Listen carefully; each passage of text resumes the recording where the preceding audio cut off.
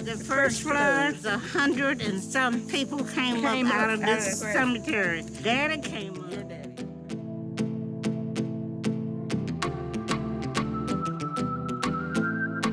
Hi, I'm Tina McDuffie, host of Local USA. You've just watched a very special episode of AfroPoP in partnership with Local USA. Freedom Hill unveils the story of Princeville, North Carolina, the oldest town in the United States chartered by African Americans. Founded by emancipated slaves at the dawn of their freedom, Princeville was once a beacon of hope named Freedom Hill. Despite its significant history, the town has faced economic and environmental challenges, notably recurring floods from storms and hurricanes. Too many memories. So many. I don't want to live here again. They say 100-year flood, it's only been 16 years. The documentary immerses us into the lives of Princeville residents as they battle to save their community, striving to rebuild and safeguard Freedom Hill from being erased by nature and neglect. With us are two distinguished guests. First, we have Resita Cox. She's the director and producer of Freedom Hill. An Emmy Award-winning filmmaker, Resita's documentaries capture her community's resilience and spirit in the face of systematic racism. Also joining us is DeVante Hudson, Chief Organizing Officer for the Chisholm Legacy Project. His advocacy work deeply intersects with the themes of Freedom Hill. Through the Chisholm Legacy Project, he advocates for just transition framework that empowers frontline communities through grassroots leadership and comprehensive support. We are so happy to have both of you spending some time with us today. Resita, tell us a little bit about what it was like growing up in North Carolina. Yeah, growing up in Eastern North Carolina is kind of like a summer country daydream. I remember, riding bikes and being outside all the time. And I didn't realize the community, like the communal, the small town. I didn't realize that was magic until I moved to a bigger city. I moved to the Midwest. Another part of growing up in North Carolina was recognizing, living through, and surviving all of these hurricanes and these floods. As a young person, we kind of like whenever a hurricane came, Grandma gathered us up, turn all the lights off, everybody be quiet, let the Lord do his work. And that was really the extent of the explanation of like the environmental stuff that was going on around us. I didn't have the words, I didn't have the understanding or the connective tissue yet to describe that as environmental racism. I didn't understand why all the Black neighborhoods and communities in Eastern North Carolina were the ones that were underwater after we had hurricanes. Everything was destroyed, and we didn't get a warning, so we were not able to get anything out. Anything. I grew up just an hour away from Princeville in Kinston, North Carolina. So when I came out of college, I started out as a TV news reporter.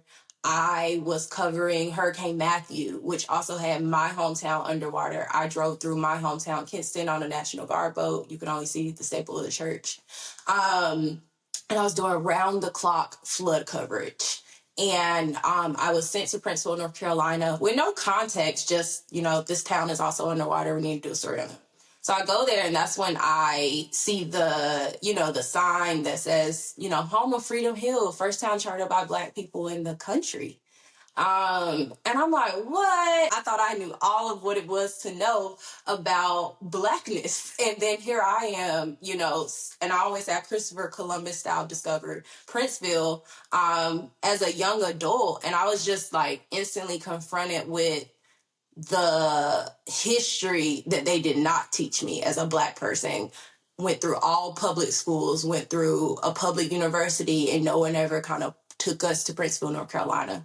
So I discovered Princeville when it was already underwater. And it wasn't just that Princeville is underwater. It's that the first town that, freed Africans formed legally after the Civil War is underwater. And I couldn't really present that in 1 minute. And so shortly after that, I left news. And then I tried to transition, which I eventually did, into filmmaking with Freedom Hill. And so in your news reporting, is that when you met Marquetta? I met Marquetta when I was on research for the film. And when we connected, I just reached out and I was like, hey, your name's been given to me a lot.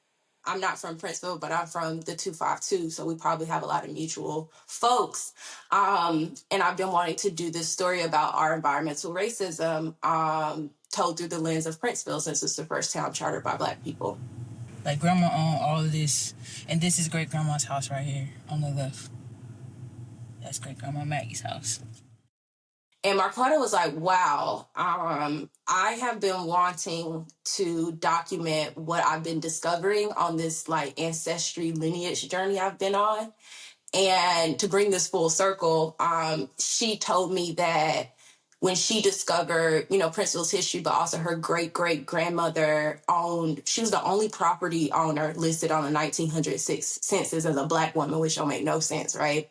So when Marquetta got her hands on the 1900 census, she's like, wait a minute, that's my grandma. And Marquetta didn't know that half of Princeville used to be owned by her great-great-grandmother. And so when she learned that, she like literally moved back home. And she's like, okay, so this is worth like, if it wasn't before with just like the general history, it's more so personal now. This is worth like fighting for, advocating for, and protecting. Wow. Yeah, like almost my whole family is buried out here. So yeah, that's kind of like the genesis of me and Marquetta's relationship. So it's a really gorgeous full circle moment of how film can be a connective tissue as well. Film is a connective tissue. And I want to ask you, as you started to get to know people in the town, that term environmental racism, was that something that people were familiar with? Or was it just an attitude like, you know what, this just happens every time it floods, or this is just what happens here? Yeah, so no. Nobody was really looking at it in those terms. And that's why I made the film, because when I started connecting the dots of my history, the placement of Black communities, I learned the term environmental racism at like 23 through a hip hop song. Like nobody taught me that. I made it all throughout college, which is crazy. I was a journalism and political science double major. I never heard that before. In North Carolina, which is the birthplace of environmental justice movement. Our communities are actually now on the front lines of climate change. And if the government doesn't reckon with this racial history, we're going to continue to be on the front lines of climate change without the proper protections. The white folks claimed all the high ground for their towns and their cities. Black folks weren't intended to have property and land in the United States. We were property.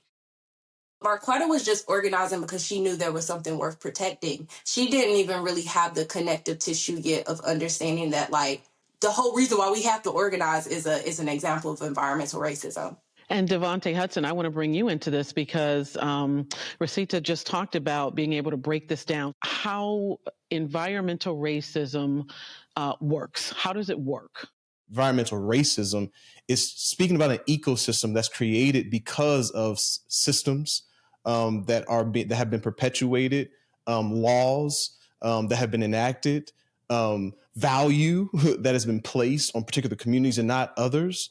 Environmental justice is fixated at the intersection of racial and climate change, right? America has created this term because of how segregated, how disenfranchised African Americans have been in the history of America. So you have this conjunction, right? This intersectionality of racial injustice and injustice that is brought by climate, but is infecting an ecosystem.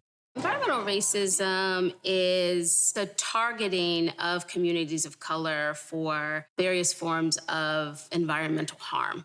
There's really an important component to environmental racism that I think is really critical to the stories of communities like Princeville, and that is this sense of land devaluation and protection of white property. Princeville is a narrative that is happening across many, particularly southern Black cities. So you have, even when we talk about low country, right, you have Black communities that were established or given land. There were Blacks who were given land in less desirable areas. So it's particularly, again, trace this back to 1865 during Reconstruction, where you have freed Blacks who are now making and occupying land. And more times than not, they were given land that was less desirable, lands that often flooded, that were lower, right? Especially we're talking about a place like Princeville, that is closer to the coast. You don't even know about a place like Princeville because it seems as if American history and American typography wants to forget Princeville. It's literally being drowned out because of the factors that have contributed to its existence in its establishment. What do you think about the sentiment of why don't people just move? I think the question of why won't you just move is a question of privilege. And I think to just simply pick up and move is to dismiss the wrongdoing of the federal government. It's their responsibility to correct this. They created slavery. They're the reasons why, our communities are where they are now. The truth is there are white communities, there are wealthy communities. We have beach towns with multi-million-dollar homes. They somehow are protected. They somehow have rendered some type of plan that prevents their multi-million-dollar houses from flooding. We have houses on the west coast that are literally in wildfire land, and they somehow still be having the resources to rebuild and to figure out different ways to protect those communities. Black poor people, yes, they think we're ignorant and dumb, but we're gonna keep going because we're strong. You got to be born here to love it, I think the honest part about that is that we just can't afford to continue to lose more lineage, more history, more land. This I was always told me, I always understood there's two things that God is not making any more of, that's land and time. And if you invest into either of those, you have some type of wealth, whether that's spiritual, whether that's cultural, whether that's value that you have in this earth. And so, yeah, we don't have the luxury, unfortunately, to be somewhere else. This is where we are. How do you deal with that pushback? When you say this is happening, this is destroying our community in this way, this is what we need. And the answer is, well, we've given you things, be happy for what we've done for you. These politicians are using these things, these platforms, these opportunities as scapegoats to say, well, hey, Black communities, underprivileged communities, we allowed y'all to vote, right? We allowed y'all to have a city, a charter. What happened? And unfortunately, those conversations aren't as informed, meaning they don't have the real legs to really support community-driven planning. It took me 2 years dealing with FEMA and SBA to get another home, to get this home. I was on the phone and I cried. I stayed on the phone every day. To be able to really get on the ground level with these community members, with local stakeholders, with people like you to say, actually, this is not where the resources need to go. This is actually where we need to redirect resources. If we're going to get funding, this is where we actually needed to go. And these are conversations that I believe don't happen because of how we see our politicians enacting and working on behalf of communities. Community-based planning is one answer. But if you are someone who is in a community meeting and you're not heard by your local politicians, then what's next? We have to form our own coalitions in order to navigate and maneuver the systems. If no one else is going to do it, we'll figure out how to do it, and we'll play the game so that way we have the advantage of knowing, because we are the members of the community who have the knowledge, but we can also be able to better navigate the resources to where they need to go. So I think a different response than just waiting on the politician, waiting on the election cycle, is building coalitions. And so that leads me to my last question. I can talk to you both all day because this has been, fantastic. But what do you want? If there was one thing that someone sit down and they watch Freedom Hill, what do you want them to walk away with? Resita, we'll start with you. First of all, I made this film for Black people. I made it specifically for Black people growing up in Eastern North Carolina. Selfishly, I made it for baby Resita. Baby Resita really needed someone to come in and explain what was going on, why we were the poorest communities to begin with, but also why we kept getting flooded.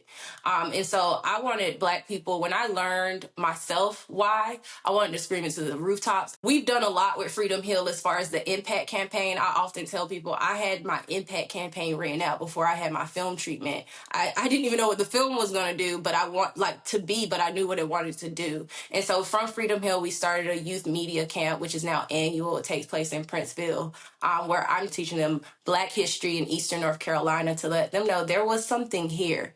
You're not growing up in nothingness. And then also giving them the tools to record it and to document it so they don't grow up like me, not knowing my history. And I hope through that connection that we're breeding the next group of organizers. So if the solution hasn't been found in my lifetime, the ones coming after us may have the solution, and we got to make sure they have the knowledge and the tools to do so, to work, right? And so my long ideal overhead goal was to, of course, do something about the flooding in Eastern North Carolina, and to educate people about what really was going on and why. And I think that we've done the education part, and organizing is a long game, but we have a really nice 30-minute piece that we can really showcase what we're going through. And instead of begging someone to believe us, we can show them we've documented it, and you can't really walk away from Freedom Hill arguing that there's not a problem that needs to be fixed. I hope it agitates you to organize. I hope it agitates you as much as it agitated me, even though I knew the gravity and understood it. It was agitating because it's still happening. And this is the reality that many of our communities are facing every day. And so I hope people leave agitated to enter into deeper organizing and narrative work so that we can understand not just what happened in Princeville, but it's happening in Athens, it's happening in Sand Branch, it's happening in Irontown, it's happening in Africatown, in James City, it's happening. We can go down a list of all these Black communities that it's happening in. And this is our call. This is our organizing moment. Thank you very much, Resita Cox and DeVante Hudson. Thank you for spending some time with us to talk about the film Freedom Hill. Watch AfroPoP and other films from World on the PBS app.